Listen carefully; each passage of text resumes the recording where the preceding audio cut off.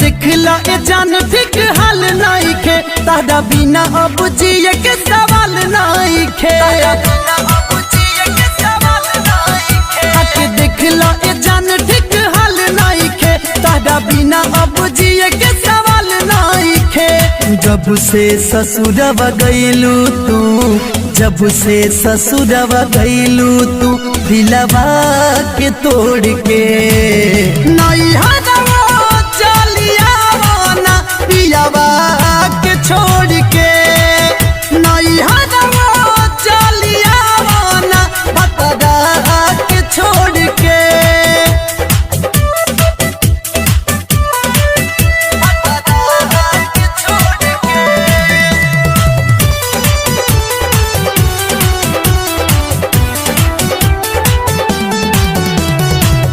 गइल बारू जहिया से ए हो जाने तहिया से पगला के हाल भइल बा।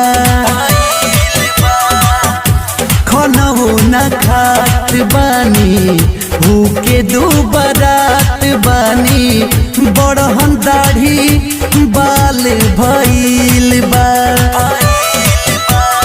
कहत पी के मर जाई, कहत पी के मर जाई जहरिया घोर के नहीं चलिया पियावा के छोड़ के नहीं चलिया बता के छोड़ के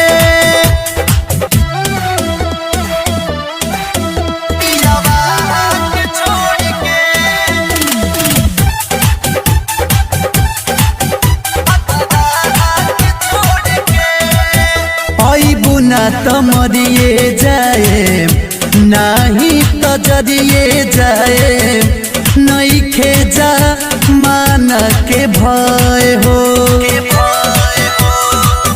बंटी बाबा कहता रे तहरा बिना रहता रे बेचैन शर्मा धनंजय हो।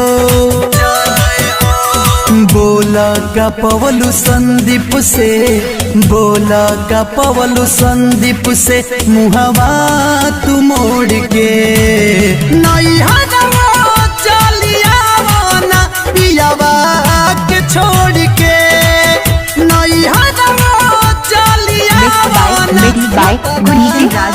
राजा